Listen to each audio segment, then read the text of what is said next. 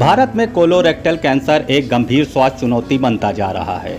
इसी को ध्यान में रखते हुए लखनऊ स्थित अपोलो मेडिक्स हॉस्पिटल ने कोलफिट नामक एक विशेष स्क्रीनिंग प्रोग्राम की शुरुआत की है। इसका उद्देश्य है इस घातक बीमारी का शुरुआती चरण में ही पता लगाना, जिससे इलाज आसान और प्रभावी हो सके। कोलफिट प्रोग्राम के अंतर्गत FIT नामक एक टेस्ट किया जाता है, जो एक बेहद सरल, सटीक और बिना छीड़-फाड़ वाली जांच है, जिससे मरीज को कोई असुविधा नहीं होती और परिणाम भरोसेमंद होते हैं। इस अवसर पर अपोलो मेडिक्स हॉस्पिटल के कैंसर विशेषज्ञों ने बताया कि हमारा मकसद केवल इलाज नहीं, बल्कि समय रहते पहचान और रोकथाम को प्राथमिकता देना है। विशेषज्ञों ने इस पहल को कोलोरेक्टल कैंसर की रोकथाम में एक बड़ा कदम बताया। यह कैंसर अब केवल बुजुर्गों तक सीमित नहीं रहा, बल्कि युवाओं में भी तेजी से फैल रहा है। खासकर जिन लोगों को पेट से संबंधित समस्याएं बार बार होती हैं या जिनके परिवार में यह बीमारी रही है, उन्हें समय समय पर जांच जरूर करानी चाहिए। अपोलो मेडिक्स हॉस्पिटल का कोलफिट प्रोग्राम जन स्वास्थ्य की दिशा में एक सशक्त प्रयास है, जो समय रहते जांच के जरिए हजारों जिंदगियां बचाने में सहायक बन सकता है।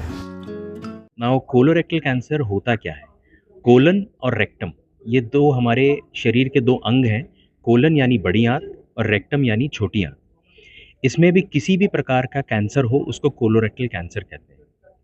इसके लक्षणों में मेन 4 या 5 सिम्टम्स होते हैं, लक्षण होते हैं, जो कि आम तौर से लोगों में पाए जाते हैं और लोग इसको बहुत ही हल्के से लेते हैं।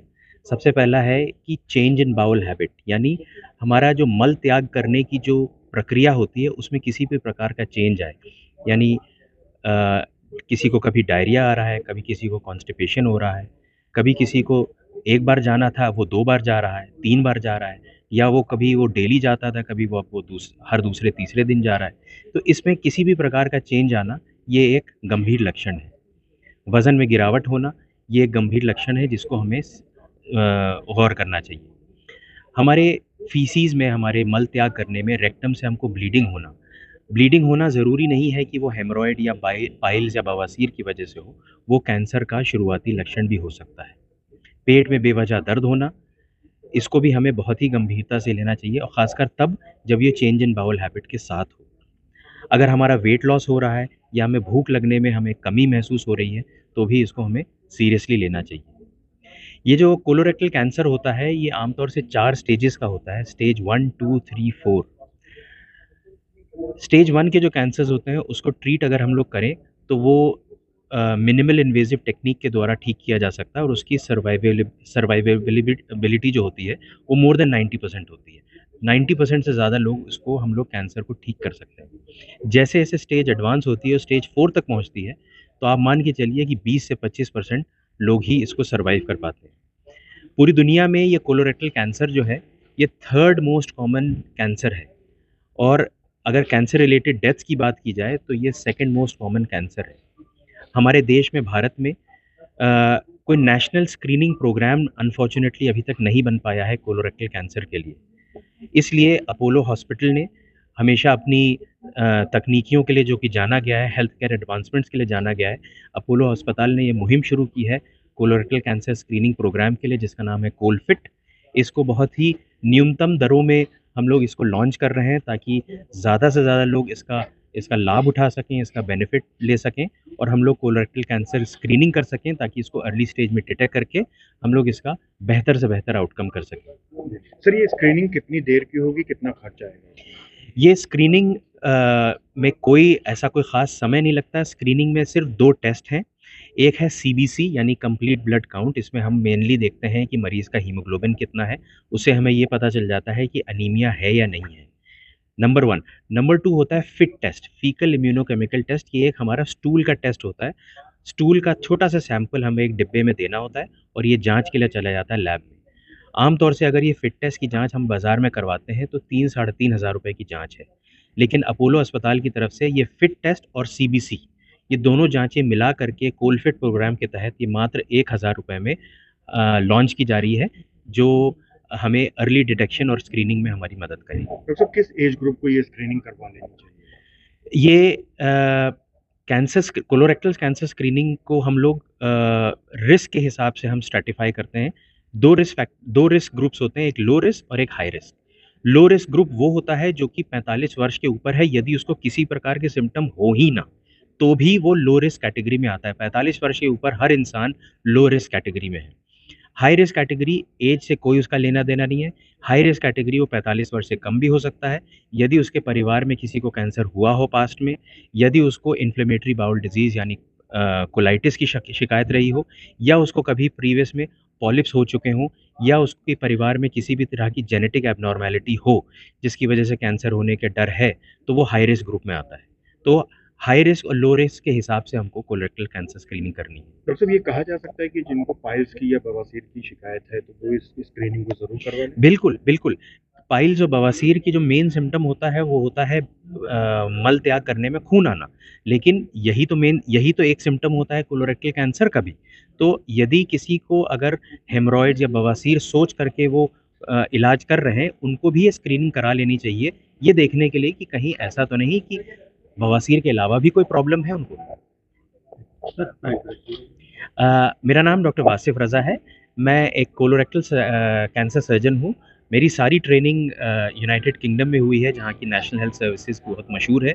मैंने वहाँ से अपनी सारी ट्रेनिंग की है, और वेस्ट में ये कैंसर बहुत ज़्यादा कॉमन है, लेकिन हिंदुस्तान में हम लोग इस स्क्रीनिंग को लॉन्च करके हम ये मुहिम चलाना चाह रहे हैं कि हम लोग इसकी अवेयरनेस फैलाएं और कैंसर को अर्ली डिटेक्ट करें, ताकि हम इसका बेहतर से बेहतर इलाज कर सकें। नमस्कार, मेरा नाम डॉक्टर सतीश कुमार आनंदन है। मैं सर्जिकल ऑन्कोलॉजिस्ट हूँ, बेसिकली एक कैंसर स्पेशलिस्ट हूँ। अपोलो मेडिक्स लखनऊ पे। आपका सवाल बहुत ज़रूरी भी है। हम स्क्रीन तो कर लिया, उसके बाद क्या होगा हमारे साथ? स्क्रीन करने में एक सबसे बड़ा फ़ायदा है, हमारा सर दर्द खत्म हो जाती है। बीमारी है या नहीं पता चल जाते हैं।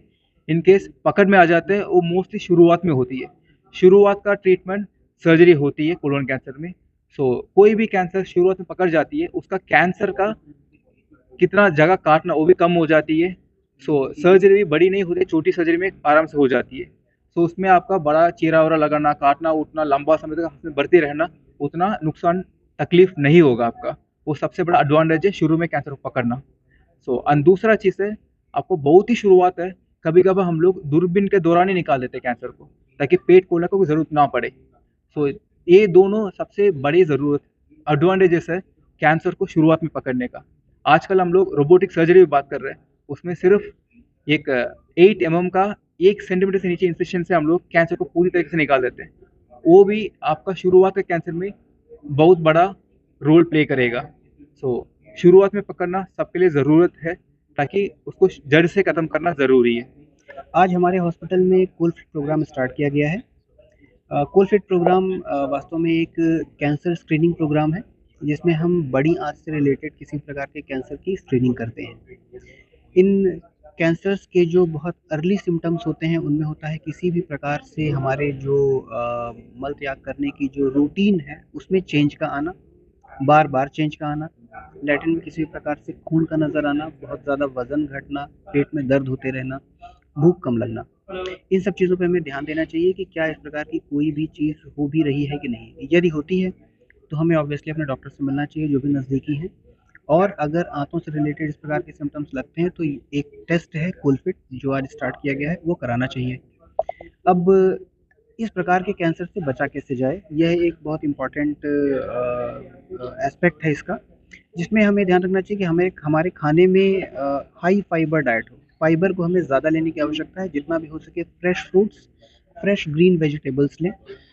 यदि हमें कब्ज़ है, तो हमें कब्ज़ को अर्ली रिलीव करने के बारे में सोचना चाहिए। कॉन्स्टिपेशन हमेशा रखने की आवश्यकता नहीं होती है। हमारी जो आंत की म्यूकोसा है, उसमें बहुत प्रकार के क्या कहते हैं कब्ज़ की वजह से रगड़ होती है, जिसकी वजह से किसी प्रकार की अल्सर्स बन सकते हैं, जो कि जितना अर्ली हो सके उसे रिलीव करते रहना चाहिए। Fresh fruits, green vegetables, high fibre diet, per day सही टाइम पर स्टूल होना, कब्ज़ ना होने देना, यह कुछ ऐसी बेसिक चीज़ें हैं जिस पर हमें ध्यान देना चाहिए। डॉक्टर साहब, आजकल वेस्टर्न कल्चर का ज़माना, कमोड ज़्यादातर लोग यूज़ करते हैं, तो क्या लगता है कि जो लोग कमोड यूज़ कर रहे हैं उनका पेट ठीक से साफ नहीं होता, या जो पुरानी विधि से जाते हैं, तो कौन सा विधि अच्छी? ये चीज़ बड़ी इंडिविजुअल होती है। कुछ लोगों को किसी प्रकार की कोई दिक्कत नहीं आती है, क्योंकि दुनिया में ज़्यादातर लोग वेस्टर्न टॉयलेट्स ही इस्तेमाल करते हैं। हमारे देश में हमेशा से इंडियन टॉयलेट्स इस्तेमाल किए जाते रहे हैं, और जिस प्रकार से हमारी पर डे की हमारा हमारा लाइफस्टाइल चेंज हो रहा है।